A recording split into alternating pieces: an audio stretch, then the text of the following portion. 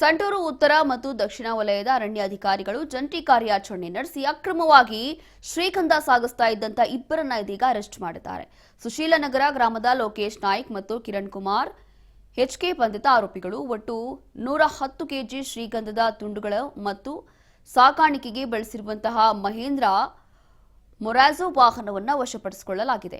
ಇನ್ನು ಆಂಧ್ರಪ್ರದೇಶದ ಅರಣ್ಯ ಕಂದಾಯ ಮತ್ತು ಪೊಲೀಸ್ ಇಲಾಖೆಯವರ ಸಹಕಾರದೊಂದಿಗೆ ಆಂಧ್ರಪ್ರದೇಶದ ಶ್ರೀ ಸತ್ಯಸಾಯಿ ಜಿಲ್ಲೆಯ ರೋಲ್ಲಾ ಗ್ರಾಮದಲ್ಲಿರುವಂತಹ ನಿಶತ್ ಫ್ರಾಂಗ್ರೀನ್ಸ್ ಫ್ಯಾಕ್ಟರಿ ಮೇಲೆ ಇದೀಗ ದಾಳಿ ನಡೆಸಿ ಅಲ್ಲಿ ಅಕ್ರಮವಾಗಿ ದಾಸ್ತಾನು ಮಾಡಿದ್ದಂತಹ ಸುಮಾರು 179 ಕೆಜಿ ಶ್ರೀಗಂಧವನ್ನ ಜಪ್ತಿ ಮಾಡಲಾಗಿದೆ. ಜಪ್ತಿ ಮಾಡಿರುವಂತಹ ಸರಕನ್ನ ಪೆನುಕೊಂಡ ಎಫ್ಆರ್ಒ ವಶಕ್ಕೆ ನೀಡಲಾಗಿದೆ. ಇನ್ನು ಬಳ್ಳಾರಿ ವಿಭಾಗದ ಉಪ ಅರಣ್ಯ ಸಂರಕ್ಷಣಾಧಿಕಾರಿ doctor K N Basavaraj, ACF Sharan Kumar ಅವರ ಮಾರ್ಗದರ್ಶನದಲ್ಲಿ ಯಶಸ್ವಿ ಕಾರ್ಯಾಚರಣೆ ನಡೆದಿದೆ.